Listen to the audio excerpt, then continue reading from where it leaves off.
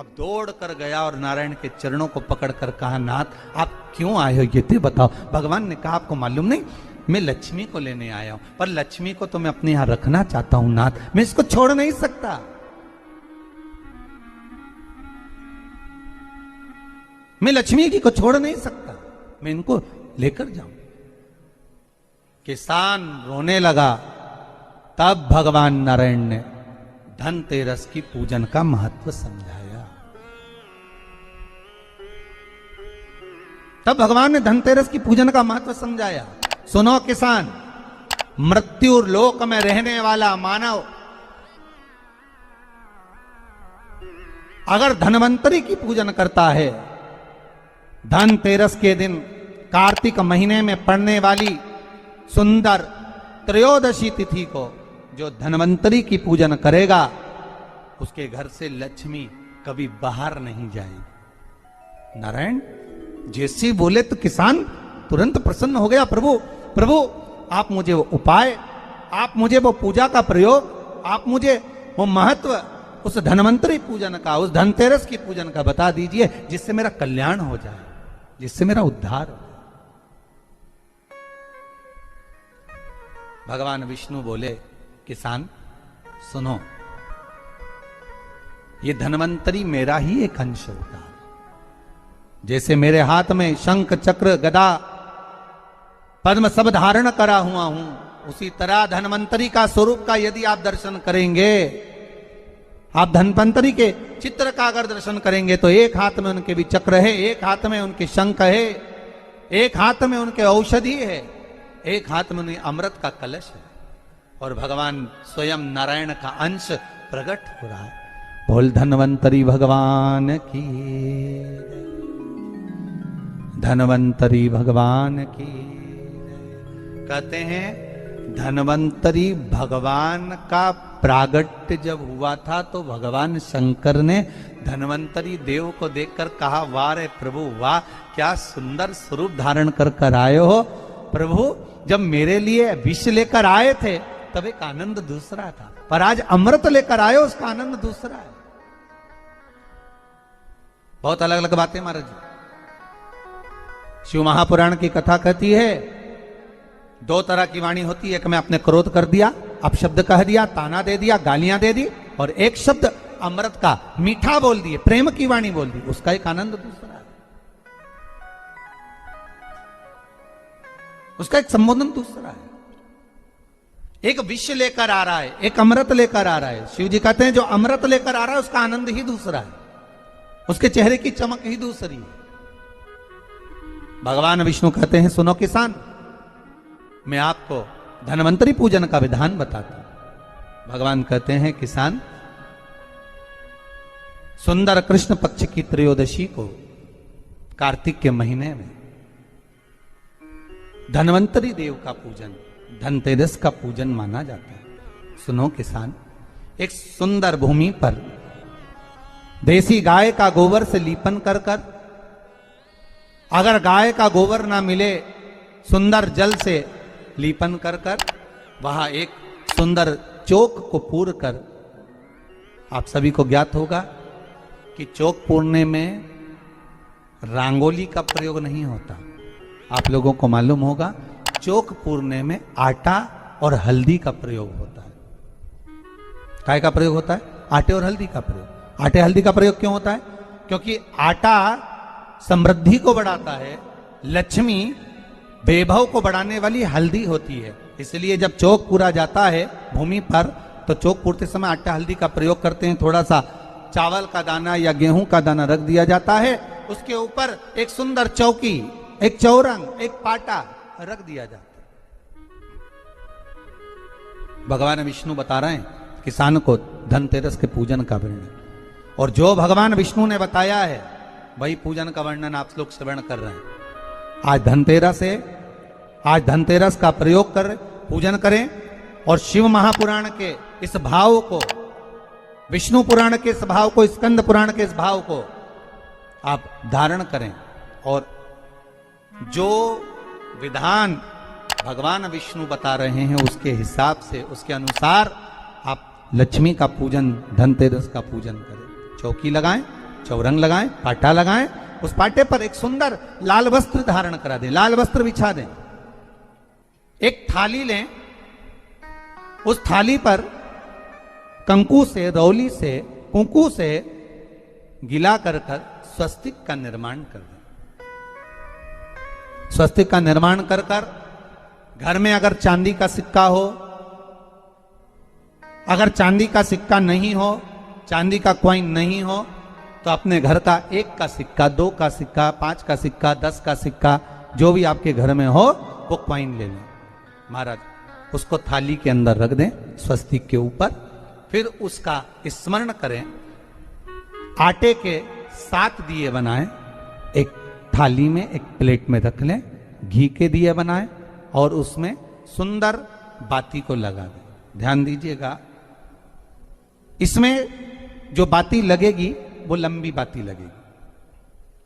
लक्ष्मी जी की पूजन में जितनी भी बाती लगे वो लंबी लगे।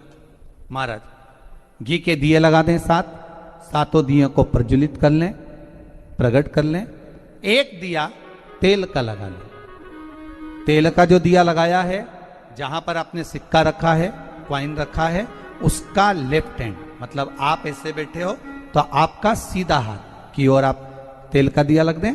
और जो 7 दिए आपने लगाए हैं वो लक्ष्मी जी के राइट हैंड, मतलब आपका लेफ्ट हैंड हो गया, लक्ष्मी जी का राइट हैंड, आपका लेफ्ट हैंड हो गया, आपका उल्टा हाथ। वहां पर 7 दिए जो आपने प्रज्वलित करे हैं वो प्लेट में रख दें। सुंदर थाली जो आपने पूजन के तैयार करी है, उसमें कुंकू, रोली, हल्दी, अबीर, गुलाल, चंदन, मौली, लाल धागा, मौली, अमरबेल के टुकड़े, कमलगट्टे, हल्दी की गांठ, सुंदर भाव में उसको रखें। जल का पात्र सुंदर आनंद से, जो क्वाइन चांदी का और देसी क्वाइन आपने जो रखा है उसका जल से पूजन करें। लक्ष्मी पूजन का समय अलग अलग होता है, पर धनतेरस की पूजन का जो समय है वो प्रदोष काल से प्रारंभ हो जाता है। कब से प्रारंभ हो जाता है? प्रदोष, क्योंकि शिव के द्वारा निर्मित है लक्ष्मी पूजन का भाव। महाराज क्वाइन का पूजन करें, कंकु आदि से पूजन करने के बाद दोनों को उठा लें। दोनों क्वाइन, जो चांदी का सिक्का है और जो देसी क्वाइन है, उसको उठाकर उस पर जो कलेवा है, मौली है, नाड़ा है, लच्छा है, उसको लपेटना प्रारंभ कर दें और उसको लपेटें। पहले चांदी का सिक्का लपेट दे, फिर देसी सिक्का जो आपने रखा है 1, 2, 5, 10 का जो सिक्का रखा है उसको लपेट, थाली में उसको रख लें। फिर वापस उस पर जल का छींटा देकर उसका पूजन करें। महाराज हल्दी, रौली, मौली, चंदन आदि लगाकर सुंदर भाव से चावल को हल्दी में भिगो लें और पीले चावल कर उल्टे हाथ में चावल लेकर माता लक्ष्मी के ऊपर जो 2 सिक्के रखे हैं उनका पूजन करें। साथ में जब चावल छोड़ते जाएं तो गणेश जी का भी स्मरण करते जाएं। हे रिद्धि सिद्धि के दाता श्री गणेश जी महाराज, आप हमारे यहाँ पर सदा माता लक्ष्मी को लेकर, कुबेर भंडारी को लेकर सदा विराजमान रहें, नारायण को लेकर सदा विराजमान रहें। चावल छोड़ते जाएं और बाबा से विनती करते जाएं, माता लक्ष्मी से निवेदन करते जाएं। भगवान शिव का स्मरण करें, भगवान नारायण का स्मरण करें, माता लक्ष्मी का स्मरण करें, रिद्धि सिद्धि के दाता भगवान श्री गणेश जी महाराज का स्मरण करें, छोड़ते जाएं। जब चावल पूर्ण छोड़ देवें, पूजन पूरी तरह से हो जाए, तब महाराज 7 सुंदर आनंद से अमरबेल के टुकड़े, अमरबेल वृक्ष पर एक पीले कलर की बेल चलती है, पीली, उसमें पत्ते नहीं होते, वो किसी भी वृक्ष पर डली रहती, वो अमरबेल कहलाती। ये अमरबेल लक्ष्मी पूजन में, समृद्धि के लिए, मकान के मुहूर्त के समय पर, गृह प्रवेश के समय पर बहुत कार्य आते हैं। महाराज ये अमरबेल को पानी की जरूरत भी नहीं पड़ती, आप रूप किसी वृक्ष पर डाल दी जाए वो अपने आप फलती चली जाती है। उसी तरह हमारे यहां भी हम भगवान से यही प्रार्थना करते हैं, जैसे अमरबेल बिना पानी पड़े भी किसी भी वृक्ष पर डाल दी जाए पनपती जाती है, बढ़ती चली जाती है, ऐसे हमारे घर में बेभव लक्ष्मी बढ़ती जाए। अमरबेल के 7 टुकड़े कमल गट्टे 7, हल्दी की गठान 7 माता लक्ष्मी को समर्पित कर दें। दोनों हाथों में हल्दी पिसी हुई लीजिए और माता लक्ष्मी के ऊपर उसे चढ़ाना प्रारंभ कर दीजिए। 7 बार पिसी हुई हल्दी वो सिक्कों पर चढ़ा दें, अपनी मनोकामना कर कर अपने घर में माता लक्ष्मी को विराजमान करने के। जब हल्दी पूर्ण चढ़ जाए, हाथ में कुंकू ले लीजिए, रोली ले लीजिए, उस रोली कुंकू को भी माता लक्ष्मी को समर्पित करिए। तब इसके पश्चात सुंदर जो भी घर में मिष्ठान हो, मीठा हो, नहीं हो शक्कर हो, गुड़ हो, मिश्री हो, जो भी आपके पास में हो, खड़ी शक्कर हो, वो भगवान को माता लक्ष्मी को भोग रख दीजिए। अगर कुछ मीठा बना हो तो मीठा रख दीजिए। महाराज घर में संपूर्ण पूजन कर कर आपके घर में जो देवालय में भगवान बैठे हैं उनका भी पूजन करिए। पूजन करने के पश्चात आप माता लक्ष्मी से निवेदन करिए, हे माँ आप हमारे यहाँ सदा विराजमान हो। महाराज ये जो पूजन है भगवान विष्णु जो बता रहे हैं किसान को, ये 5 दिन की पूजन है पूरी। आज कौन से दिन का पूजन बता रहे हैं? पहले दिन का।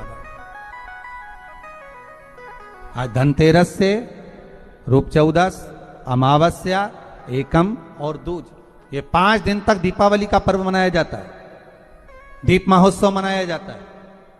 पूजन करने के बाद जो 7 दिए आपने प्लेट में रखे हैं, थाली में रखे हैं पूजन के लिए, घी के उन 7 दियों से माता लक्ष्मी की आरती उतारिए।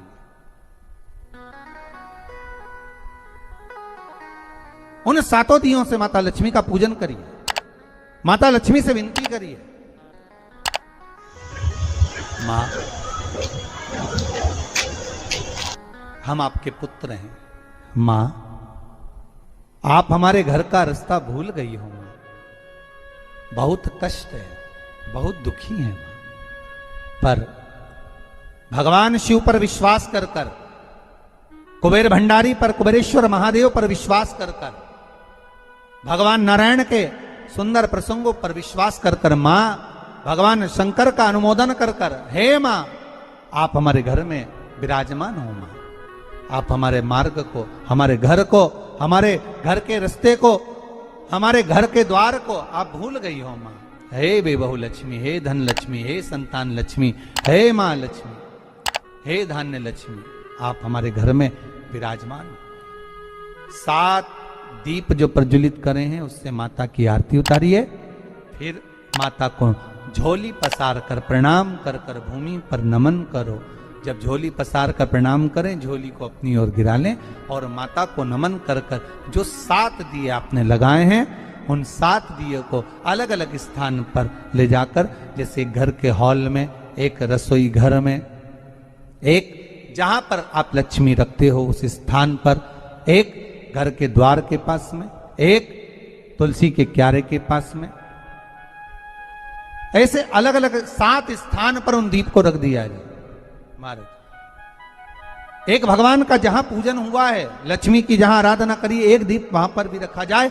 जो तेल का दिया लग रहा है उसके पास में, फिर कहेंगे तेल का दिया माता लक्ष्मी के उल्टे हाथ पर और घी का दिया माता लक्ष्मी के सीधे हाथ पर। मतलब जो सिक्के आपने रखे हैं उस सिक्के का उल्टा हाथ तेल का, मतलब आपका सीधा हाथ होगा जहां तेल का दिया रखाएगा, और जहां आपका उल्टा हाथ होगा जहां पर घी का दिया लगा, वहां माता जी का सीधा हो गया, आपका उल्टा हो। माता का स्मरण, माता लक्ष्मी से निवेदन करिए, हे मां कृपा सागर, करुणा सागर मां, आप भगवान विष्णु के साथ विराजमान हुए, आप भगवान नारायण के साथ में हमारे यहां सदा विराजमान हो मां, ऐसी कृपा कर दीजिए। महाराज मां से विनती कर कर बड़ा उत्साह, बड़ा उमंग, बड़ा आनंद रखना, ये भाव रखना घर में। भगवान विष्णु कहते हैं किसान से, हे किसान आपने अगर धन्वंतरी की पूजन करी है, धनतेरस की पूजन करी है, कोई वस्तु, कोई सामग्री अगर आप लेकर आए हो, कोई पात्र लेकर आए हो, कोई तांबे का पात्र लाए हो, जो भी वस्तु आप नहीं लेकर आए हो उसका भी पूजन उसी दिन कर लेना चाहिए।